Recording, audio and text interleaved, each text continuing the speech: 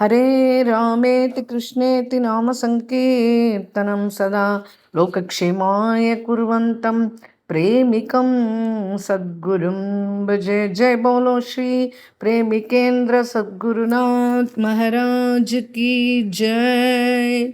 सर्व संतनों की जय। ராதே கிருஷ்ணா சகீஸ், இன்றைய தினம் நாம் நந்தகிராம் இதை பார்க்க போகிறோம்.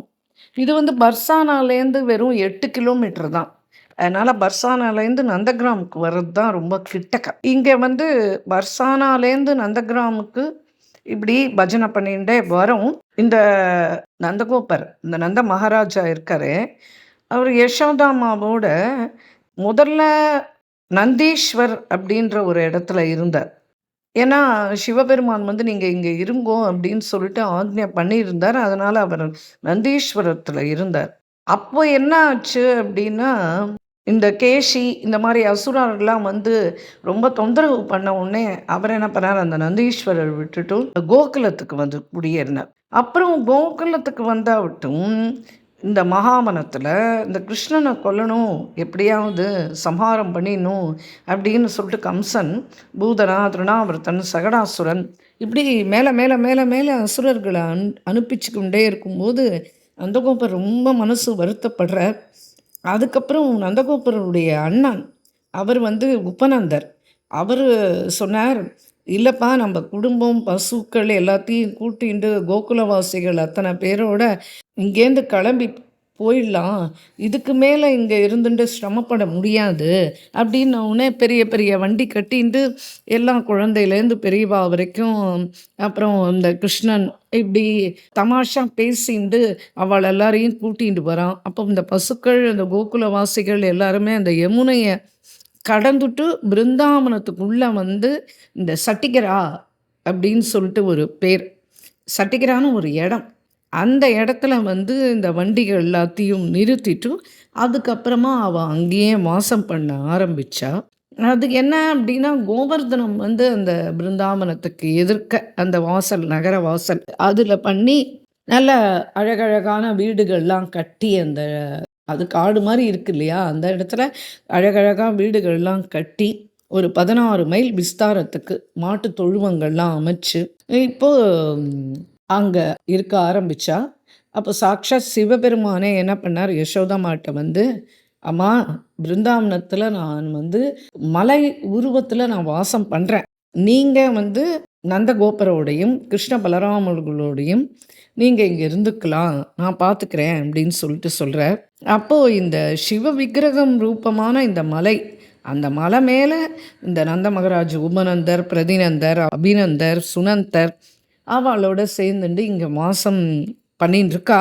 அந்த இடத்துக்கு பேர் தான் இப்போ விரஜத்தில் நந்தகாவ் அப்படின்னு சொல்லிட்டு பிரசித்தமாக இருக்குது. இது எப்படின்னா, கோசித்தலான்னு ஒரு இடம்க்கு 4 குரோசம் தெற்குலேயும் கோவர்தனத்துக்கு வடமேற்கு திசையிலையும் அமைஞ்சிருக்கு. இப்போ நந்தகிராம் மலை மேலே ரத்தன்லால் பேரிவாலே அப்படின்றவர் புதுசாக ஒரு கோயில் கட்டியிருக்கார். அங்கே நந்த மகராஜ், யசோதாம்மா, கிருஷ்ண பலராமர் இவா எல்லாரையும் பிரதிஷ்டை பண்ணியிருக்கா. இங்கே சேவா ரொம்ப அற்புதமாக நடக்கிறதுன்னு சொல்லிட்டு சொல்கிறா.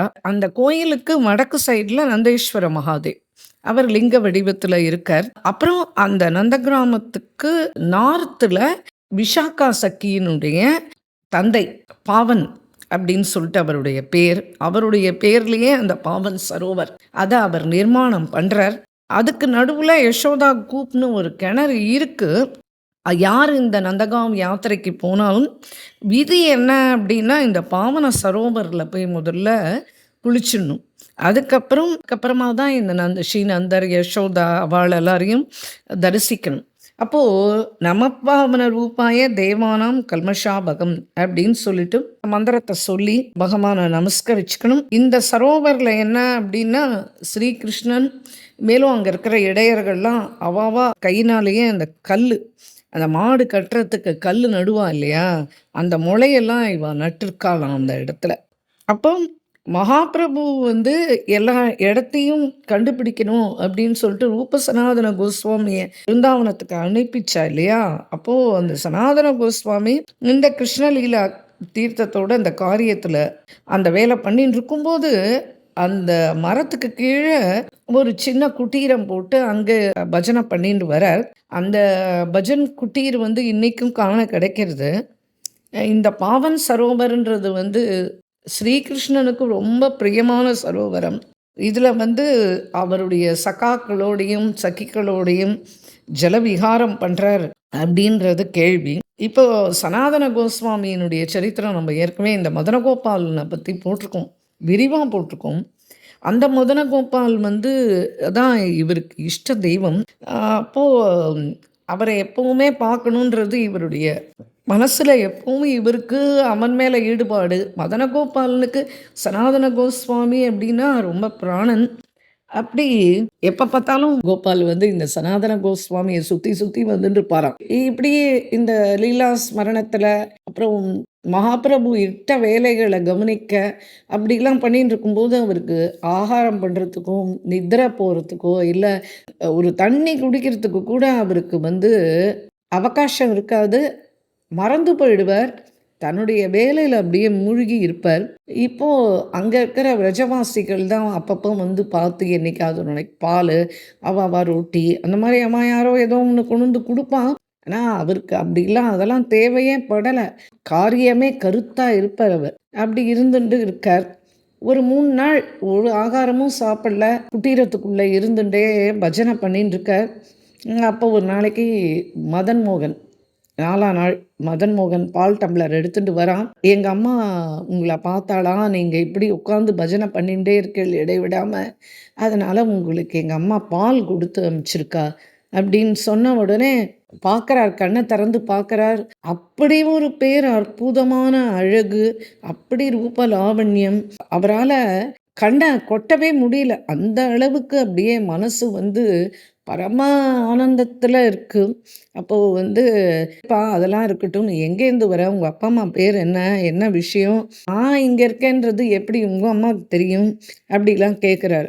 உடனே சொல்கிறான், பாபா 3 நாளாக நீங்கள் எதுவுமே அண்ணா ஆகாரம் எடுத்துக்கல, பால் கூட குடிக்கல, அதனால நான் பாலை கொண்டு வந்திருக்கேன், நீங்கள் பாலை குடிங்க முதல்ல, அப்புறமா கேள்வி கேட்பேன். நான் வரும்போது நான் இந்த டம்ளரை எடுத்துன்னு போகிறேன் அப்படின்னு சொல்லிட்டு அவ்வளோதான் ஓடி போயிட்டான். அதுக்கப்புறம் சனாதனர் வந்து அந்த பாலை குடித்த உடனே அதனுடைய ருசி, அதனுடைய மனம் இதெல்லாத்தையும் வச்சு சரி வந்தது சாக்ஷாத் கோபாலன் தான் அப்படின்னு புரிஞ்சுட்டார். அப்படி அவனுடைய ரூப லாவண்யம், அந்த மதுரமான பேச்சு அதெல்லாம் அவருடைய மனசை விட்டு அகலவே இல்லை. இதையே தான் சனாதன கோஸ்வாமி அப்படியே யோசனை பண்ணிகிட்டே இருக்கார். சரி வரட்டும், எப்படியாவது இந்த பாத்திரத்தை எடுத்துன்னு போகிறதுக்குன்னு வரும்போது அவனை பிடிச்சிக்கணும், அவனை விடக்கூடாது அப்படின்னு நினச்சிக்கிறார். அதுக்கப்புறம் ஒரு 4 நாள் கழிச்சு திரும்பி அவன் வரான். அப்போது இவரால் எதுவுமே பேச முடியல. அப்போ வந்து என்ன பாபா என்னை மறந்து போயிட்டியா அப்படின்னு சொல்லிட்டு, எதிர்க்க ஒரு ஒரு குகை இருக்குது பார்த்தியா மலையில், அது அங்கே பாரு அப்படின்னு சொல்லிட்டு இங்கே மறைஞ்சிட்டான். அங்கே போய் ஒளிஞ்சுட்டான். உடனே சனாதன கோஸ்வாமி அந்த குகையினுடைய அந்த கல்லை எடுத்து வச்சுட்டார். அந்த கல்லை எடுத்தார். அந்த குகை இருக்கு இல்லையா, அவன் அங்கே போய் தானே ஒளிஞ்சுட்டான். அந்த கல்லை அங்கேருந்து எடுத்தார். அப்படின்னா ரிமூவ் பண்ணால் அங்கே வந்து நந்தபாபா, யசோதாமா, பலராமன், கிருஷ்ணன் இவளுடைய பழைய திருமேனி விக்கிரகங்களை பார்க்குறார். உடனே என்ன பண்ணார், பிரஜவாசிகளை போய் கூட்டிகிட்டு வந்தார். அந்த 4 விக்கிரகத்தையும் எடுத்தார். அதை எடுத்து அந்த நந்தீஸ்வர மலை மேலே அதை வந்து அவர் பிரதிஷ்டை பண்ணார். அந்த தான் இருக்கிற அந்த குட்டியில் தான் அது வந்து மாசி மாதம் சுக்லபக்ஷ அஷ்டமி அன்னைக்கு அதை பிரதிஷ்டை பண்ணிடுறார். அதுதான் இப்போ புதுசாக கோயில் கட்டியிருக்கா இல்லையா நந்தகாவில், அதில் இன்னைக்கு வரைக்கும் அந்த விக்கிரகங்கள் தான் இருந்துட்டு வருது. இப்படி நிறைய தடவை கிருஷ்ணன் எதிர்க்க வந்து ஏதோ ஆகாரங்கள்லாம் கொடுக்கறது, பேசுறது, நான் இங்கே இருக்கேன் அங்கே இருக்கேன்னு தான் எங்கே இருக்கேன்ற இடத்த வந்து காண்பிச்சு கொடுக்கறது, இப்படிலாம் சனாதன கோஸ்வாமிகள் கிட்ட அப்படி விளையாட ஆரம்பிக்கிறான். ஒரு தடவை வந்து பாயசம் கொடுத்தானாம். அப்புறம் இதெல்லாம் ரொம்ப கேட்கவே ரொம்ப மனசுக்கு, இது ரூப சனாதன கோஸ்வாமியினுடைய சரித்திரம் போட போகிறோம். அப்போ அதில் டீட்டெயிலாக வரும். ஆக இதை முதல்ல பார்த்துட்டோம்.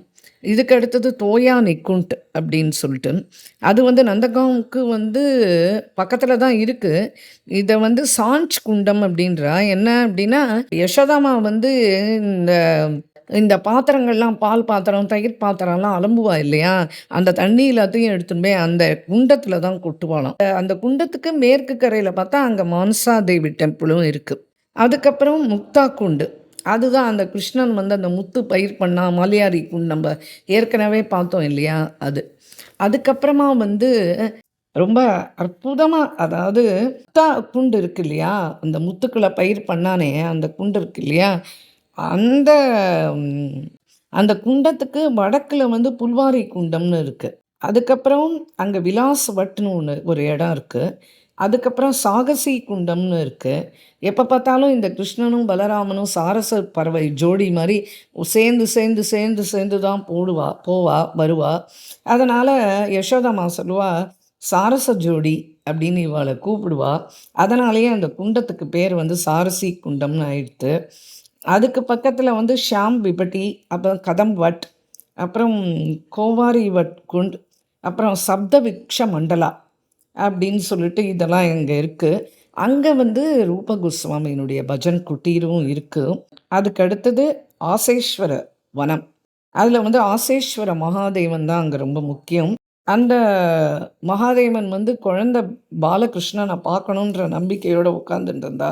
அப்ப யசோதாம்மா வந்து, "இப்படிலாம் பாம்பு, இந்த மாரி வேஷங்கள் எல்லாம் நீங்க வந்தெல்லாம் நான் என் குழந்தையெல்லாம் காமிக்க முடியாது." அப்படின்னு சொல்லிட்டு, "என் குழந்தை பயந்து போயிடுவான், சின்ன குழந்தை." அப்படின்னும் சொல்லி எவ்வளவு சொன்னாலும் அவரு, "இல்ல, இல்ல எனக்கு தரிசனம் வேணும்னு" அப்படியே உட்கார்ந்துன்ட்டார். அப்போ கனையாக்கு வந்து தெரிஞ்சிடுத்து, சாக்ஷாத் சிவபெருமானே தான் வந்திருக்கான்னு. உடனே இவ கையில கால்ல நிக்காம அழ ஆரம்பிக்கிறான். அப்படியே அந்த அழுகை நிக்காம அழுதுண்டே இருந்ததுனால, இப்போ வந்து கோபியர்கள்லாம் ஓடி வரா இவர்கிட்ட. வந்து, "நீங்க நந்தபவனுக்கு போணும்" அப்படின்னு சொன்ன உடனே, அப்போ சாக்ஷாத் சிவபெருமான் அங்க அந்த நந்த பவனத்துக்கு போறார். போயி அங்க போன உடனே குழந்தையினுடைய அந்த பிஞ்சு பாதங்கள எடுத்து தன்னுடைய தலையில வச்சுட்டாராம். அதுக்கப்புறம் அந்த குழந்தைக்கு திருஷ்டி கழிக்கிறார். அதுக்கப்புறம் அந்த கனையா அழறத நிறுத்திவிட்டான்.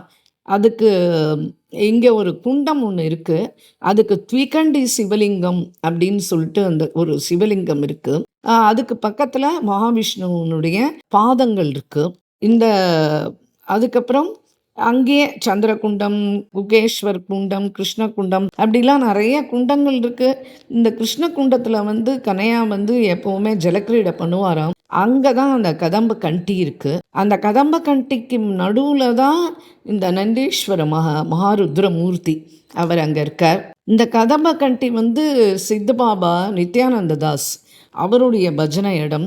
இப்படி அவளுக்கெல்லாம் சித்தி ஆகுமா மந்திரங்கள்லாம். இந்த மாதிரி பாபாக்கு அவளை அறியாமலேயே அவகிட்ட பல சித்திகள் வந்து சேருமா. அப்படி இதுக்கப்புறமா நம்ம பார்க்க போகிறது வந்து லலிதா குண்டு. அந்த லலிதா குண்டு வந்து லலிதா சக்கி இங்கே வந்து தான் வந்து ஷியாம் சுந்தர் ராதே 2 பேரையும் கூட்டின்னு வந்து அவள் 2 பேரையும் சேர்த்து வைக்கிற இடமா. அவ ஊஞ்சல் அவ ஆடினா இல்லையா அந்த இண்டோலா, இன்னைக்கும் அந்த வேதி அங்கே இருக்கு. அதை பார்க்கலாம் நம்ம அப்படின்னு சொல்லிட்டு. அப்புறம் அந்த கிராமம் அந்த லலிதா சக்கியினுடைய விளையாட்டு ஸ்தலமான அந்த அட்டோரா அப்படின்னு அங்கே ஒரு மலை இருக்கு. அந்த இடத்துல தான் லலிதா சக்கி தன்னுடைய இதர சக்கைகள் எல்லாம் கூட்டின்னு வந்து ராதிகாவுக்கும் சேவை பண்ணி அங்கே விளையாடுவாளாம். இதுக்கப்புறமா சூரிய குண்டு. சூரிய குண்டு வந்து லலிதா குண்டத்துக்கு பக்கத்தில் தான் அந்த சூரிய குண்டு. அந்த சூரிய குண்டில் வந்து சூரியனுடைய கோவிலே இருக்கு. எப்பவுமே ராதை வந்து மத்தியான காலத்தில் தான் இந்த கோயிலுக்கு சக்கிகளோட கிளம்பி வந்து சூரியநாராயண பூஜை பண்ணுற சாக்கில் வருவா. அதே சமயம் கிருஷ்ணன் வந்து மாடுகளை மேய்ச்சிட்டு போகும்போது இந்த இடத்துல தான் அவள் சந்திச்சுக்கிற வழக்கம். இங்கே வந்து மதுசூதன பாபா அவரும் ஒரு சித்த பாபா தான். அவருடைய சமாதி இருக்குது. இந்த மதுசூதன பாபாவுடைய சரித்திரம் ரொம்ப அற்புதமான சரித்திரம். அதை ரொம்ப விரிவாக போட்டிருக்கோம் நம்ம பக்தமால் பார்ட் 1ல் ரொம்ப அழகாக போட்டிருக்கோம் அந்த சரித்திரம். அது பார்க்கலாம் அதில். அப்படி அதெல்லாம் இப்போ சொல்லிட்டு போனால் ரொம்ப பெருசாக போயிடும். அதனால் இந்த சூரிய கூண்டில் வந்து அந்த பாபாவை வந்து இங்கேயே நீங்கள் இருந்து பஜனை பண்ணின்னு இருங்கோ, உங்களுக்கு எல்லாமே சுபமாக நடக்கும் அப்படின்னு ராதையே, சாக்ஷாத் ராதையே ஆசீர்வாதம் பண்ணுறா மதுசூதன பாபாவுக்கு. அப்போது ஒரு நாளைக்கு அந்த இடத்துல பஜனை பண்ணிகிட்டே இருக்கும்போது ராதை வந்து சொல்கிறா, இந்த பர்டிகுலர் இடத்த காமிச்சு, இந்த இடத்த நீங்கள் வந்து உள்ள குளிக்கிற வியாஜத்தில் உள்ளே போனேன்னா அப்போது நானே உங்களுக்கு கிடைப்பேன் அப்படின்னு சொல்கிறா. அப்போது இவர் போய் அந்த இடத்த குளிக்க போன உடனே அப்படியே அவருக்கு அந்த ஒரு ஏதோ தடுக்கிறது. என்னன்னு பார்த்தானா, கச்சக்க ஆபரணங்கள் போட்டு ராதையினுடைய விக்கிரகம் அதை அப்படியே வெளியில் எடுத்துட்டு வர. அதுக்கப்புறமா இங்கேயே பிரதிஷ்டை பண்ணுறார். இங்கே வந்து பாபா சதா பாகவதம் படிப்பார். ராஸ்பஞ்ச அத்தியாயி அந்த கட்டம் வர வேண்டியது தான். உடனே அந்த சூரிய குண்டத்தில் யாரோ ஒரு கீழ் ஜாதி பையன் ஒருத்தன் வந்து அப்படியே பாபாவுனுடைய மடியில் உட்காந்துப்பான். பாபா சரி, இப்போ நீங்கள் ராஸ்பஞ்சத்தியை படித்து முடிச்சிட்டேலே, இதுக்கப்புறம் கிருஷ்ணா எங்கே போனான், எங்கே போய் அவன் இருந்தான், எங்கே சேவா குஞ்சா இல்லைனா சங்கேத் வனமா எங்கே அப்படின்னு. பாபா இதுக்கு அவர் வந்து கிருஷ்ணன் பிரத்யக்ஷமாய் இப்படி கேட்ட உடனே பாபா பதில் சொல்கிறதுக்கு முன்னாடியே அவருடைய அந்த சிரசு வெடிச்சு அந்த பிரம்மகேந்திரம் வழியாக அவருடைய இது கலந்துடுத்து, பகவானுடைய அவருடைய ஆவி கலந்துடுத்து. அப்போது இந்த இடத்துலையே அவருடைய சமாதியும் இருக்குது. இதே சூரிய குண்டில் அதுக்கப்புறமா கோபால் தாஸ் பாபா அவருடைய சரித்திரமும் போட்டிருக்கோம். அப்போது அவரும் இங்கே வந்து பஜனை பண்ண ஆரம்பித்தார். அவள் அப்பாவே தீட்சை கொடுத்தது. இப்படி தினம் பாகவதத்தில் ஒரு அத்தியாயம் படிக்கிறது இவருடைய நியமமாக வச்சுட்டு இருந்தார் இந்த கோபால்தாஸ் பாபா. அப்போது அவருக்கு வயசானதுனால கண் பார்வை போயிடுறது. அப்போது இந்த பாகவதம் படிக்க முடியலையேன்ற தாபம் வந்து மனசை போட்டு பயங்கரமாக வாட்டுறது. இனிமேல் நம்ம எப்போ பாகவதம் படிக்கலையோ எதுக்கு நம்ம உயிரோடு இருக்கணும் அப்படின்னு சொல்லிட்டு அழுது அழுது அழுது அப்படியே தூங்குறார். உடனே பாபா தூங்கின்னு இருக்கார். அந்த சமயத்தில் ராதை வராங்க.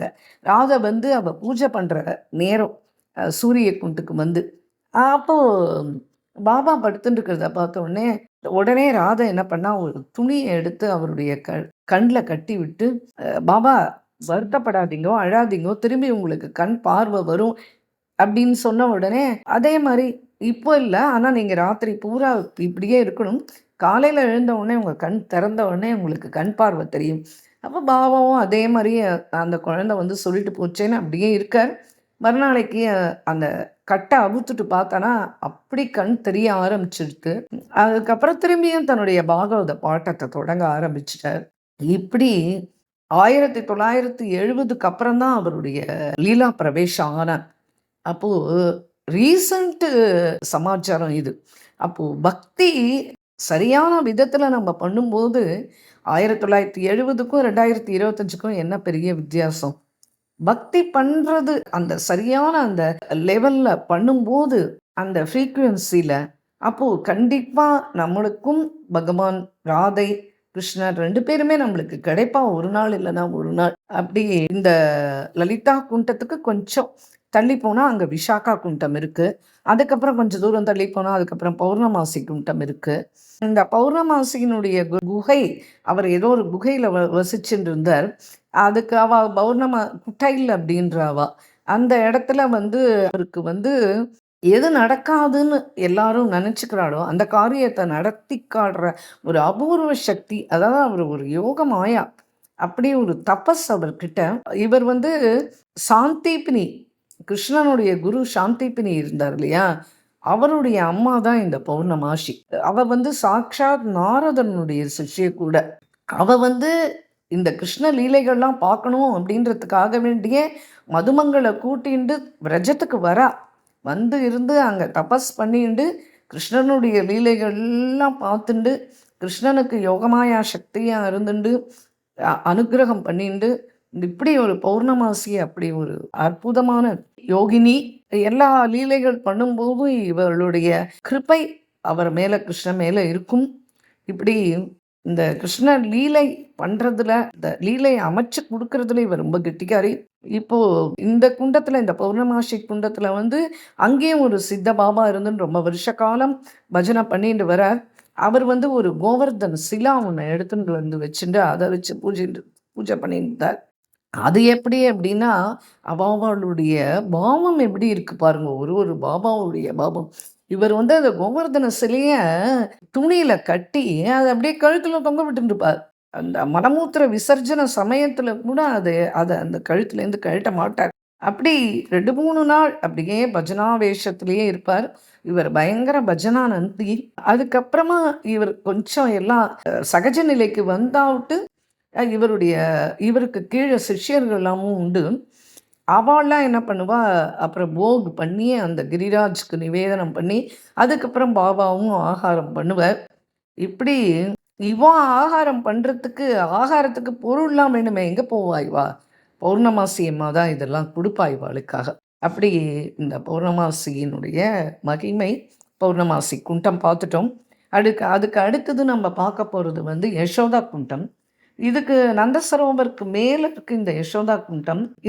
இங்கே தான் யசோதம்மா எப்பவுமே வந்து உட்காந்துண்டு கிருஷ்ண பலராமர் விளையாடுறதெல்லாம் பார்த்து அப்படியே பூரிச்சு போவாளாம். அதுக்கு வடக்கில் தான் அந்த மதுசூதன் பாபாவுனுடைய குண்டம். அதுக்கு பக்கத்தில் நரசிம்மர் கோயில். அப்புறம் அங்கே வந்து யசோதாமா தயிர் கடைஞ்ச ஒரு பெரிய பானை இருக்காம். அவ்வளவு பெரிய பானையாம். அதுக்கு பக்கத்தில் கிருஷ்ண பலராமர்லாம் விஷமம் பண்ணா அப்படின்னா, இதோ பார் பூச்சாண்டிலாம் வச்சுருக்கேன் பார்த்தியா, அதெல்லாம் வந்து உன்னை அவ்வளோதான் பயமுறுத்தும் இப்போ அப்படின்னு சொல்லிட்டு அந்த சிலைகளை காமிச்சு குழந்தைகளாக இருக்கும்போது பயமுறுத்துவாளாம். அதுக்கு அடுத்தது நம்ம பார்க்க வேண்டியது உத்தவ் கியாரி. இது வந்து லலிதா குண்டத்துக்கு வந்து சவுத்தில் இருக்குது இந்த உத்தவ் கியாரி. கிருஷ்ணர் கேட்டுன்றது பேரில் உத்தவர் கிளம்பி வரார்.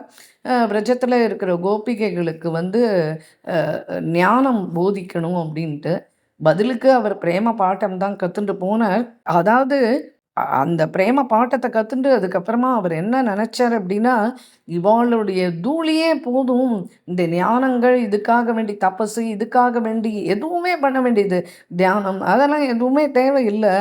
இந்த கோபியருனுடைய பாத தூளி இது நம்ம மேலே பட்டுது அப்படின்னாலே நம்மளுக்கு வந்து சர்வத்திர எல்லாமே லபிச்சிடும் அப்படின்னு சொல்லிட்டு அந்த அவளுடைய பாத தூளியை தன் தலைமையில் போட்டுட்டு கிருதார்த்தர் ஆனார்.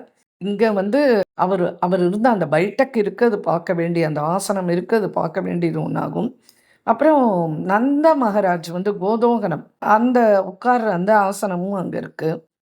அப்புறம் நந்த சரோவரில் வந்து சுந்தரதாஸ் ஷியாம் சுந்தரதாஸ்னு அவரும் அவளுடைய அஸ்திகளை வந்து இந்த இடத்துல தான் கரைக்க சொல்லி உத்தரவாகி அந்த மாதிரி கரைச்சாலாம். ஏன்னா அவர் பண்டிதர். பண்டிதர்னா அப்பேற்பட்ட பண்டிதர் கர்பாத்ரி மகாராஜ்னு சொல்லிட்டு இன்றைக்கும் அவருடைய ஆசிரமம் வந்து காஷியில் கேதார் காட்டில் இருக்குது. கர்பாத்ரி மகாராஜ் ஆசிரமம். அந்த கர்பாத்ரி உடியா பாபா, ஹரிபாபா, அச்சுதமுனி இவாள்லாம் இவர்கிட்ட தான் பாகவதம் கேட்பாளாம். அப்படி என்ன இவ்வளவு பெரிய பெரிய பிரபுக்கள்லாம் வந்து இவரை தரிசனம் பண்ணிட்டு போவா. ஆனால் இவர் யார்கிட்டேருந்து எதையும் எப்பவும் பெற்றுக்கவே மாட்டார். இவர் வந்து ஏதோ மதுக்கரை பிக்ஷையிலையோ இல்லை யார் ஏதோ எடுத்துகிட்டு வந்து கொடுத்தா சாப்பிட்டு அப்படி இருந்துப்பார். ஏதோ ஒரு உபாசனை இவர் பண்ண உபாசனையினால் இவருக்கு என்ன அப்படின்னா, யாராவது ஏதாவது கேள்வி கேட்கணும்னு மனசில் நினச்சிண்டு இந்த பாபா எதிர்க்க வந்தானா அதுக்கு முன்னாடியே இவர் பதில் சொல்லிடுவாராம். அப்படி அவருக்கு எல்லாத்தையும் எதிர்காலத்தை பற்றியும் சொல்லக்கூடிய அளவுக்கு அவர்கிட்ட அந்த விசேஷ சக்தி இருந்தது. அப்படி இவரை பற்றி இப்படி இந்த இடத்துல ஸ்மரிச்சுக்கிறார். அதுக்கு அடுத்தது நம்ம பார்க்க வேண்டியது வந்து ஹாவு பிலாவு அப்படின்னு சொல்லிட்டு ஒரு தடவை கிருஷ்ணன் வந்து விளையாடிகிட்டே இருக்கான். அப்போ வந்து குளிக்கிறதுக்கும் மறந்து போயிட்டான், சாப்பிட்றதுக்கும் மறந்து போயிட்டான். அதுக்கப்புறம் சரி யசோதாமா என்ன சொன்னா, ரோகிணியை கூப்பிட்டு இந்த குழந்தைகளை போய் கூட்டிட்டு வா அப்படின்னு சொல்லிட்டு அவன் போய் கூப்பிட்டா அந்த குழந்தைகள் வரல. உடனே யசோதாமா என்ன தானே கிளம்பி போய் இந்த பாரு இப்படி ஆகாரம் இல்லாமல் குளிக்காமல் ஒன்றும் பண்ணாமல் இப்படி இருக்கியே, இங்கே பார்த்தியா ஹாவு எவ்வளோ பெரிய வாய் இவனுக்கு, எவ்வளோ பெரிய காது, எவ்வளோ பெரிய மூக்குலேருந்து பார்த்தியா, அப்படியே அவனுடைய மூக்குலேருந்து அக்னி அப்படியே கிளம்பி வருது, அவனுடைய கண்கள்லாம் பார்த்தியா எப்படி இருக்குன்னு சொல்லிட்டு அந்த ஹாவு என்ன பண்ண போகிறான், வெளியில் வந்து உங்களை எல்லாத்தையும் கோணியில் வச்சுட்டு தூக்கின்னு போயிட போகிறான், எடுத்துன்னு போய் சாப்பிட்ருவான் அப்புறம் உங்களை அப்படின்னு சொல்லிட்டு யசோதாமா அப்படியே அழறா. சும்மா குழந்தைய இது பண்ணணுன்றதுக்காக வேண்டி அழறா. உடனே கிருஷ்ணனும் பலராமனும் ஓடி வந்துடுறான். அம்மா நான் இனிமே அங்கே போமாட்டேம்மா போமாட்டேம்மா அப்படின்னு சொல்லிட்டு. இன்றைக்கும் பார்த்தீங்கன்னா அந்த ஹாபு அந்த ஸ்டாச்சு அங்கே இருக்குது. 2 அடி உயரம் இருக்கும் அது. அது இன்றைக்கும் போனால் அங்கே பார்க்கலாம். இந்த ஹாபு கற்கள் அங்கே இருக்குது அப்படின்றா. அதுக்கப்புறம் பிருந்தா குண்டம், குப்த குண்டம். இதுக்கு வந்து இந்த குப்த குண்டம்ன்றது வந்து ரொம்ப அற்புதமான குண்டம். இங்க என்ன அப்படின்னா, ராதையும் கிருஷ்ணனும் தினசரி சந்திச்சுக்கிறதுக்காக வேண்டி பிருந்தாதேவி ரகசியமா இந்த இடத்த ஏற்பாடு பண்ணி கொடுத்தா. இங்க கோயில் இருக்கு. அந்த கோயிலுக்குள்ள பிருந்தாதேவியினுடைய விக்கிரகமும் இருக்கு. பிருந்தாதேவியினுடைய கையில கிளி இருக்கு. அந்த கிளி வந்து நித்தியமே பிருந்தாவனம் பூரா சுற்றுமா. சுற்றிட்டு பிருந்தாதேவி கிட்ட வந்து பிருந்தாவனத்தில் என்னென்ன யார் யார் எங்கெங்கே என்னென்ன இதில் ஈடுபடுறா என்ன பண்ணுறா எல்லாத்தையும் வந்து அது சொல்லுமா. அது வந்து எக்கச்சக்க சிஷ்யர்களும் உண்டாம். இப்படி கிளி வந்து அவள் என்ன நினச்சிக்கிறா அப்படின்னா, கிளியை வந்து பிருந்தாதேவியே தான் அந்த கிளி ரூபத்தில் போகிறா அப்படின்னு. இந்த பிருந்தாதேவியினுடைய குரு யாருன்னு கேட்டால் அதுதான் அந்த பௌர்ணமாசி. அப்போது அந்த பிரஜத்திலேயே இந்த 3 குண்டம் ரொம்ப முக்கியமாக சொல்கிறா. என்ன அப்படின்னா, அந்த ராதா குண்டம் அந்த கோவிந்த்ஜி கோயில்கிட்ட பிருந்தாவனத்தில் இருக்குது இல்லையா. அதுக்கப்புறமா வந்து இந்த குப்த குண்டம்.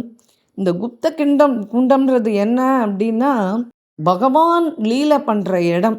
ராதா கிருஷ்ணர் வந்து காலையில் குப்த குண்டத்தில் சந்திச்சுப்பா. நடுப்பகலில் வந்து ராதா குண்டம். ராத்திரியில் வந்து ராதா கோவிந்த் டெம்பிள் இருக்குது. அந்த இடத்துல பிருந்தாவனத்தில் அங்கே சந்திச்சுக்கிறதா சொல்கிறா. அப்போது கிருஷ்ணனுடைய கொள்ளுப்பேரன் வந்து இந்த வஜ்ரநாபன் இருக்கான் இல்லையா, அவன் வந்து ஒரு பாறையை குடைஞ்சு ஒரு ராதா கிருஷ்ண சிலா வெடிக்கிறான். ஆனால் அதை வந்து இந்த அந்நியர்கள் படையெடுக்கும் போது இந்த முஸ்லீம்கள் அதை சின்ன பின்னம் பண்ணதுனால இப்போ இதை யாரும் பூஜை பண்ணுறது கிடையாது. ஆனாலுமே உள்ளூர்வாசிகள்லாம் என்ன பண்ணுவா, பால் எடுத்துன்னு வந்து அவளுக்கு எப்போ தோன்றதோ அப்போல்லாம் அவள் அபிஷேகம் பண்ணுறா அப்படின்னு சொல்கிறா. இப்போ வந்து இந்த பிருந்தா குண்டம், இந்த குப்த குண்டம் இதெல்லாம் வந்து இஸ்கானுடைய பொறுப்பில் போயிடுத்து. ஸோ இப்போ அவள் தான் அதெல்லாம் பார்த்துக்கிறா. அவள் நிர்வாகம் பண்ணாலே நன்னா பார்த்துப்பாளே. இந்த பிருந்தா குண்டம் அப்படின்றது வந்து நந்தகாவுலேருந்து 1 கிலோமீட்டர் தூரம்தான் அப்படி இருக்குது. அதுக்கு அடுத்தது இவாளுடைய ராஜா நந்தகோபுரனுடைய தோட்டம் ஸ்ரீஜி அப்படின்றா. அதில் வந்து நிறைய பூக்கள், காய்கள், மலர்கள், நிறைய பழங்கள் இதெல்லாம் பயிரிட்டு வச்சிருப்பாராம். அது வந்து தன்னுடைய குடும்பத்துக்கு கிருஷ்ணன் பலராமன் எல்லாருக்கும் பயன்படும் அப்படின்னு சொல்லிட்டு. இது வந்து எங்கே இருக்குது அப்படின்னா டேர்கதம் அதுக்கு பக்கத்தில் இருக்குது. டேர்கதம்பு அப்படின்றது வந்து இந்த ரூப கோஸ்வாமியினுடைய பஜன் குட்டீரம் இருக்கிற இடம். இங்கே வந்து சாக்ஷாத் கிருஷ்ணன் என்ன பண்ணுவான், இந்த இடத்துல உட்காந்துட்டு புல்லாங்குழல் வாசிச்சானா அப்படியே பசுக்கள்லாம் அப்படியே மூடி வந்து ஒரே இடத்துல சேர்ந்துருமா. பசுக்கள்லாம் மேய விடுவான். அதை மேய்ச்சிட்டு திரும்பின உடனே அதை எண்ணி பார்ப்பானா, எல்லாம் கரெக்டாக இருக்கா, நம்ம கூட்டின்னு வந்து அத்தனையும் வந்துடுத்தானு. 1 2 மிஸ் ஆகிருந்ததுன்னா திரும்பி புல்லாங்குழலில் ஊதி அந்த பேரை கூப்பிட்டானா அந்த பசுக்கள் எங்கே இருந்தாலும் ஓடி வந்துருமா இந்த இடத்துக்கு. அப்படி கேட்கவே எப்படி ஒரு சந்தோஷமாக இருக்குது, சொல்ல எவ்வளோ சந்தோஷமாக இருக்குது. இதெல்லாம் பார்த்தோன்னா எப்படி இருக்கும் அப்படின்னு நினச்சி பார்க்குறோம். அதுக்கு இந்த ராதை வந்து இந்த பக்கமாக தான் போவாளாம். கிருஷ்ணனுக்கு வந்து ஏதாவது பண்ணி எடுத்துட்டும் வருவாளாம். கிருஷ்ணனுக்கு சமையல் பண்ணுறதுக்குன்னு சொல்லிட்டு இந்த பாவன சரோவருக்கு பக்கத்தில் இருக்கிற இந்த இடத்துக்கு சில பேர் வருவா. இங்கே ரூப கோஸ்வாமியினுடைய பஜன் குட்டீர் இருக்குது. அதுக்கு அடுத்தது நம்ம பார்க்க போகிறது சாஜ் குண்டம். இந்த இடத்துல தான் யசோதம்மா உட்காந்துட்டு தயிர் கடைஞ்சி வெண்ணெய் எடுத்த இடமா. அந்த காலத்தில் பால் வெண்ணெய் எல்லாம் அப்படியே பானையாக இருக்குமே. அதனால் அதுலேருந்து தயிர் எடுப்போம், தயிர்லேருந்து வெண்ணெய் எடுப்போம். ரொம்ப நிறைய மீந்து போயிடுத்து அப்படின்னா இந்த குண்டத்தில் தூக்கி விசிறிடுவாளாம். அது சாஜ் குண்டம் அப்படின்னு சொல்லிட்டு. அதுக்கடுத்தது கோகில் வனம். அது என்ன அப்படின்னா நந்தகிராமத்துக்கு பக்கத்தில் தான் இருக்குது. கிருஷ்ணன் வந்து சில சமயத்தில் குயில் மாதிரி கத்துவானாம். கூ கூ கூன்னு அப்படின்னு கூவி கூவி ஒலி எழுப்புவானாம். அதாவது நான் இந்த இடத்துல இருக்கேன், நீங்கள்லாம் கிளம்பி வாங்கோன்னு சமிக்ஞை பண்ணுறதா கோபிகைகளுக்கு அர்த்தம். இப்படி அவன் கூவின உடனே கோபிகைகள்லாம் ராத்திரியாக இருந்தால் கூட பரவாயில்லன்னு அப்படியே வீட்டை விட்டுட்டு கனையாக இருக்கிற இடத்த நோக்கி ஓடி வருவாளாம். இந்த ராதாராணியை வந்து சந்திக்கிற இடமும் இந்த கோகிலவனம். இங்கே ஒரு ராதாகிருஷ்ணர் கோயில் ஒன்று இருக்குது. அவர் கோகிலவன பிஹாரி அப்படின்னு சொல்லிட்டு சொல்கிறா. அங்கேயே நரசிங்க பெருமானும் இருக்கான். இப்படி அந்த நரசிம்ம விக்கிரகத்துக்கு பக்கத்தில் பிரகலாதன், கபிலர் இவெல்லாம் இருக்கா. அங்கே ஒரு குண்டம் இருக்குது. அந்த கோயிலுக்கு பக்கத்தில் ஒரு சனீஸ்வர பகவானுடைய விக்கிரகம் இருக்கான். சனிக்கிழமையில் போய் அங்கே ஆசீர்வாதம் வாங்கிட்டு வருவாளாம் இந்த பிரஜவாசிகள். அந்த விக்கிரகத்தை வந்து நான் அபிஷேகம்லாம் பண்ணி பகவானுடைய ஆசீர்வாதத்தை பெற்றுப்பாளாம். அதுக்கப்புறம் இது வந்து நந்தகிராம்லேருந்து ஒரு 5 கிலோமீட்டர் போனால் இந்த இடம் வந்துடும். அப்புறம் இந்த ராதையினுடைய சகிகள் இருக்கா இல்லையா, அவெல்லாம் வந்து பசுனுடைய பால் கறந்துட்டு நிறைய மீந்துட்டுனா அதை ஒரு குண்டத்தில் எடுத்துன்னு வந்து ஊற்றிடுவாளாம். அதுக்கு பேர் ரத்னாகர குண்டம்னு பேரா. எப்படிலாம் இருந்திருக்கா அந்த காலத்தில் பாருங்க. அப்புறம் சரணபகாரி அப்படின்னு ஒரு இடம். அங்கே வந்து இந்த பாறையில் வந்து கிருஷ்ணனுடைய கால் தடயங்கள், இந்த பசுக்கள்லாம் மேய்ச்சின்னு போகும்போது அந்த பசுக்களுடைய குழம்படி அந்த அடையாளங்கள்லாம் இருக்காம். இப்போ இந்த கண்ணனுடைய குழலிசையை கேட்டு அந்த கல்லெல்லாம் அப்படியே முருகிடுத்து அப்படின்றா. இப்போது ஒரு தடவை என்ன ஆச்சுன்னா, இந்த மாடெல்லாம் மேய்ஞ்சின்னு இருக்கு. அந்த இடத்துல வந்து இவ வந்து குழந்தைகள் எல்லாருமே ஏறி பார்க்குறா. பார்த்தா ஒரு மரத்துக்கு கீழே சாக்ஷாத் கண்ணையா குழல் இசைச்சுன்னு இருக்கான். அதை கேட்டு எல்லா ஜனங்களும் மூடி வர அந்த மலையை பார்த்து, எந்த பக்கத்துலேருந்து இந்த சத்தம் வருதுன்னு தெரியலையே, அந்த குழந்தை வாசிக்கிறானே அப்படின்னு எல்லாம் ஓடி வரா. இவன் வாசிக்க வாசிக்க வாசிக்க அந்த மலை அப்படியே முருகிடுத்தான். உடனே கிருஷ்ணன் எங்கே நின்றுட்டு இருந்தானோ அந்த இடத்துல அவனுடைய திருவடி சின்னம் அந்த உருகின மலையில் அப்படியே பதிஞ்சிடுது. ஓடி வந்தாலே ஜனங்கள் எல்லாம் கிருஷ்ணனை பார்க்கணுன்னு அவனுடைய காலடிகளும் அப்படியே அதில் பதிஞ்சிடுது. அதுக்கப்புறம் பசுக்கள்லாம் ஓடி வருதே அந்த குழல் ஓசையை கேட்டு, அந்த பசுக்களுடைய சரண சின்னங்களும் அங்கே அப்படியே பதிஞ்சிடுதான். அதனால் இந்த இடத்துக்கு பேர் சரணபகா அப்படின்னு சொல்லிட்டு இப்போவும் போனான்னா நம்ம அந்த இடத்துல கிருஷ்ணன், பலராமன், இந்த பசுக்கள், கோபிகைகள்லாம் வந்தாலே அந்த அவளுடைய காலடி சுவடுகளை இன்றைக்கும் பார்க்கலாம் அந்த இடத்துக்கு போனால் அப்படின்னு சொல்லிட்டு. இது கோகிலவனம். அங்கே இருக்கிற இந்த காலடி சுவடு இருக்கிற இந்த சரண் பகாடி பார்க்கலாம். அந்த கிராமத்துலேயும் இன்னொரு சரண் பகாடி இருக்குது. அதுக்கப்புறம் கரளா அப்படின்றா. இந்த இடத்துல வந்து சந்திராவளி வந்து அவளுடைய கணவனோட தங்கியிருந்த இடத்துக்கு பேர் கரளா.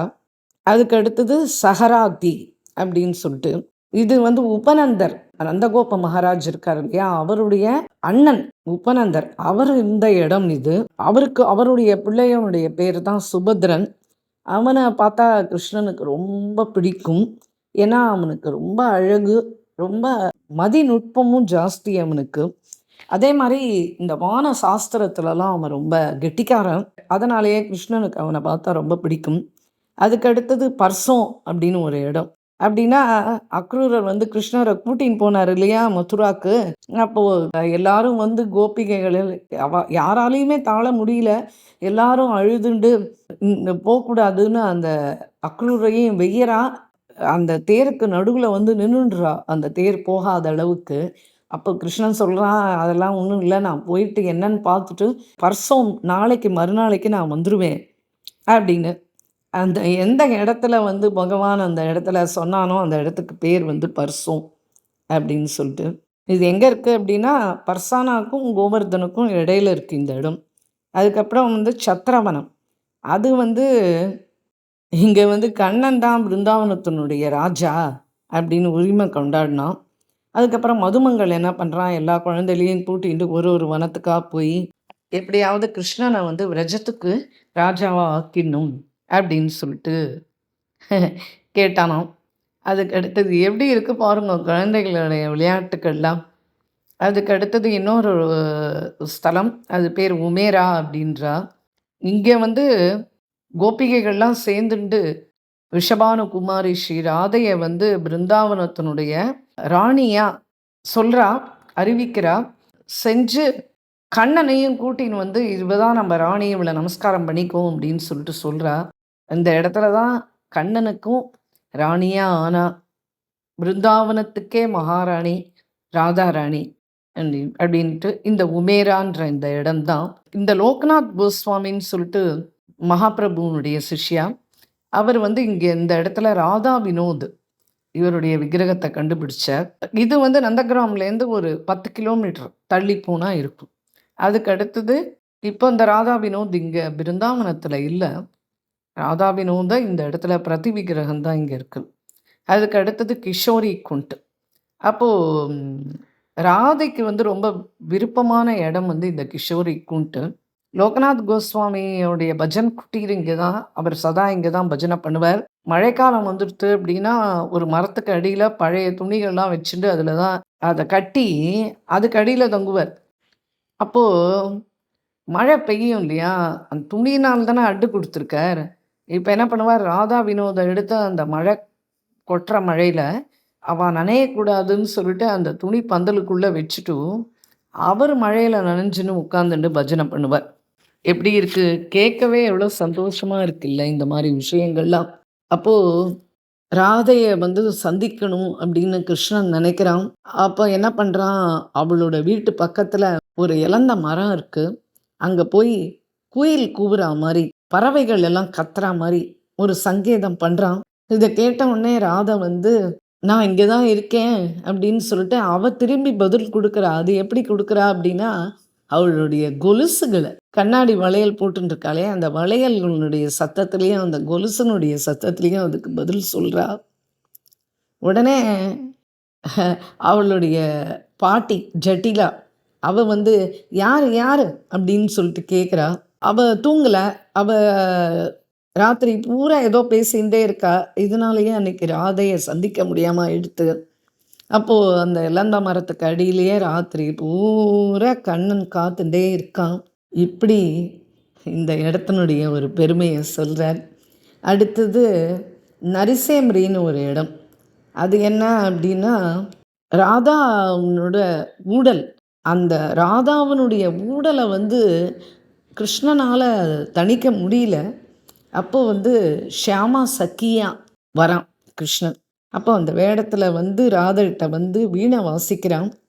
ராதை உடனே அவளுக்கு அந்த ஷியாமா சக்கிக்கு தன்னுடைய நெக்லஸ் அப்படியே கழட்டி கொடுக்குறா. உடனே ஷியாமா சக்கி, நீ வந்து உன்னுடைய கோபம் அப்படின்னு ஒரு ஒரு அணிகலன் இருக்கே, அதை நீ எனக்கு கொடுத்துட்டு என்ன உன்னுடைய சொந்தக்காரனாக ஏற்றுக்கோயேன் அப்படின்னு சொல்லிட்டு கிருஷ்ணன் கேட்குறான். ராதையும் அதே மாதிரியே ஏற்றுக்கிறா. அந்த இடத்துக்கு பேர் வந்து ஷியாமாரி கிண்ணரி அப்படின்றா. அதுக்கு அடுத்தது கதிர்வனம். இதில் வந்து கிருஷ்ணன் வந்து மகாசுரனை சம்ஹாரம் பண்ண இடம். இது வந்து பிருந்தாவனத்துலேருந்து 40 கிலோமீட்டர் வடமேற்கில் போகணும். அங்கே ஒரு ராதாகிருஷ்ண கோயில் ஒன்று இருக்குது. இங்கே வந்து அந்த குண்டம், சங்கம குண்டம், அது கரையில் இந்த லோகநாத் கோஸ்வாமி இவருடைய பஜன் குட்டிகள் இருக்குது. இங்கே வந்து கிருஷ்ணன் கோபிகைகள் எல்லாம் சந்திப்பா. அப்புறம் அந்த பசுக்களை பார்த்துட்டே இவாள்லாம் இந்த குழந்தைகள்லாம் பல வகை வினோதமான விளையாட்டுக்கள்லாம் விளையாடுவா. இங்கே வந்து லோக்நாத் கோஸ்வாமியினுடைய அந்த ராதா வினோத் விக்கிரகம் இங்கேருந்து ஒரு 5 உமரான்னு இப்போ ஒரு இடம் சொன்னோம் இல்லையா, உமேரான், அங்கே தான் பண்ணியிருக்கிறது. இந்த இடம் வந்து பர்சானாலேருந்து 10 கிலோமீட்டர் தான் இந்த கதிர்வனம். இதுக்கப்புறமா கோசின்னு ஒரு இடம். அது வந்து கண்ணன் வந்து இப்படி இருந்துகிட்டே இருக்கான். அப்புறம் ராதையை பார்க்கணுன்னு தோன்றது. ராதையை வந்து பார்க்குறான். உடனே ராதை வந்து கோசி அப்படின்னு கேட்குறாளாம். நீ யார் அப்படின்னு கேட்கலாம். இது வந்து பிருந்தாவனத்துலேருந்து ஒரு 35 கிலோமீட்டர் தள்ளி போகணும். இது ஒரு பெரிய அழகான ஒரு ஒரு டவுன் கூட இது. அப்புறம் வந்து பைக்ராம்னு ஒரு இடம். அங்கே வந்து நந்தனும் கிருஷ்ணனும் பசுக்களை வந்து பால் கறக்கிற இடம். அதுக்கப்புறம் கரோட்னு ஒரு இடம். பலராமன் வந்து கிருஷ்ணனை பார்த்து நன்னா இருக்கியாடா அப்படின்னு கேட்குறான். அந்த பேர் தான் கரவுட். கரவுட் அப்படின்றா. அந்த இடத்துக்கு பேர் அப்படி ஆயிடுத்து. இதுக்கப்புறமா நம்ம பார்க்க போகிறது வந்து இன்னும் இருக்குது. அக்ஷயவடம் அதெல்லாம் பார்க்கணும். ராம்காட் இதெல்லாம் பார்க்கணும். இது எல்லாத்தையும் நம்ம அடுத்த எபிசோடில் பார்ப்போம். ரொம்ப அற்புதமான ஒரு மனசுக்கு ஒரு பெரிய ஒரு கோட்டி தனம் கிடைச்சா எப்படி ஒரு மனசு சந்தோஷப்படுமோ அப்படி ஒரு ஆனந்தம் இது எல்லாத்தையும் கேட்கும் போதும் எழுதும் போதும் வர்ணிக்கும் போதும் மனசில் அப்படி ஏற்படுறது. சகிகளே நீங்களும் இப்படி அனுபவிப்பீர்கள் அப்படின்னு நினைக்கிறேன். ராதே கிருஷ்ணா सखीस। जय बोलो श्री प्रेमिकेंद्र सद्गुरुनाथ महाराज की जय। सर्व संतनों की जय।